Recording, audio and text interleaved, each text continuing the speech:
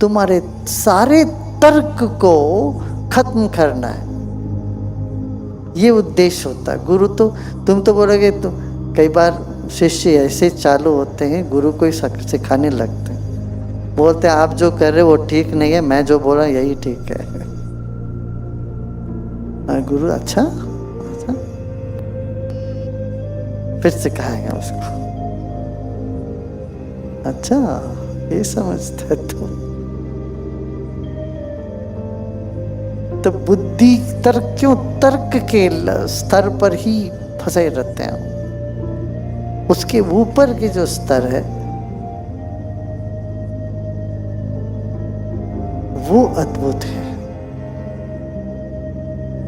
तो पहले जमाने में गुरु लोग शिष्य को ऐसी ट्रेनिंग दे, ऐसे करते थे, पर होते थे 2-3 शिष्य, 2-4 लोग ही होते थे बिल्कुल। अब पूर्णिमा के दिन बोलेंगे आज अमावस्या है, वो शिष्य तर्क करने लगे कि कुछ साफ साफ दिखता है, अरे पौन चांद आ गया कि अमावस्या, कैसा बोले, कैसे मान जाए, गुरु बोल रहे अमावस्या। जो बिल्कुल ही सीधा सीधा साफ साफ है उस पर तो तर्क होता है, तो वो वाद करने लगे। फिर गुरुदेव नहीं आप गलत बोल रहे हैं, आज पूर्णिमा से अमावस्या कैसे बोल दिए, तो तुम्हारी दृष्टि बहिर्मुख है।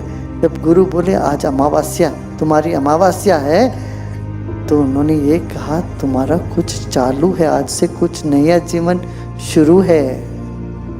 तुम्हारा अंदर की चांद बाहर की चांद छोड़ो, तुम्हारे भीतर की चांद का अभी उदय हो रहा है भाई।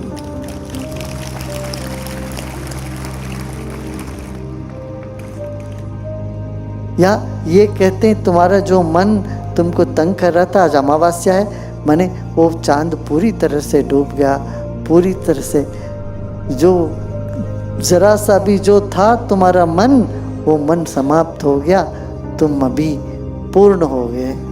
अमावस्या पूर्ण दिन माना जाता है। तो शिष्य जो थोड़ा सा बुद्धिमान, अधिक बुद्धिमान शिष्य बोलेगा गुरुदेव जो आप कह रहे हैं बिल्कुल सही है, और दंडवत प्रणाम कर, वो बोलेगा आंसू बहता है मेरा, आंसू तो रुकती नहीं, हाथ उठते नहीं प्रार्थना के लिए, आंसू अब रुकती नहीं। ये बोले ये दूसरी स्तर का शिष्य होते हैं ऐसे।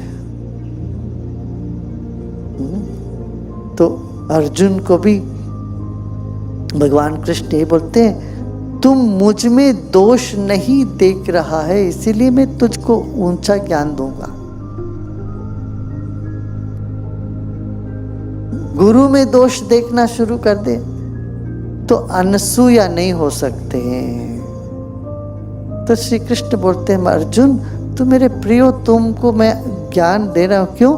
तुम मुझ में दोष नहीं देख रहे, दोष नहीं ढूंढ रहा है। दोष ढूंढने जाओ तो मिल ही जाएंगे सब में। भाव से तुम पूर्ण हो, जुड़े हो, तुम मुझ में दोष नहीं देख रहा है, इसलिए मैं तुमको ऊंचा ज्ञान दूं। शंकराचार्य जी महाराज, ब्रह्मानंद सरस्वती जी इलाहाबाद में जब थे तो वो ऐसे बहुत पकड़ थे, कभी कभी वो भाग जाते थे, मठ आश्रम छोड़ के चले जाते थे। कभी कुछ उनको समझना बहुत मुश्किल होता था लोगों को। उन्होंने एक शिष्य को, बहुत अच्छा काम करने वाले एक शिष्य को, बहुत दिल से दिन रात काम करने वाले शिष्य को आश्रम से बाहर कर दी। बोले तुम आश्रम में पाँव नहीं रखना, चलो निकल जाओ। तो वो शिष्य बाहर पेड़ के नीचे वहीं बैठा रहा 3 दिन, भोजन नहीं, नींद नहीं, वहीं 3 दिन तपस्या कर, 3 दिन रहा। फिर किसी ने खबर दी, वो तो बाहर वैसे खड़ा है, जा नहीं रहा। वो उन दिनों वो सब आश्रम बहुत छोटे छोटे होते थे, 10-12 से ज़्यादा लोग नहीं रहते थे आश्रमों में, छोटे आश्रम 10-12 जन। तो ये तो जाके बोले कि गुरुदेव वो आप वो तो वो लड़का बाहर ही खड़ा है। 3 दिन बाद उन्होंने हमको बुलाया, आ जाओ, बुला लो उसको अंदर। तो इस तरह से परीक्षा बहुत क्या करते थे उन दिनों पुराने जमाने में। अब अमावस्या के दिन कोई कहे, पौर्णिमासी के दिन आज अमावस्या है, तो तर्क करने लगोगे तो तुम कुछ चूक गए हो, तुमने समझा नहीं, जाना नहीं। अंदर की कुछ और बात होती है।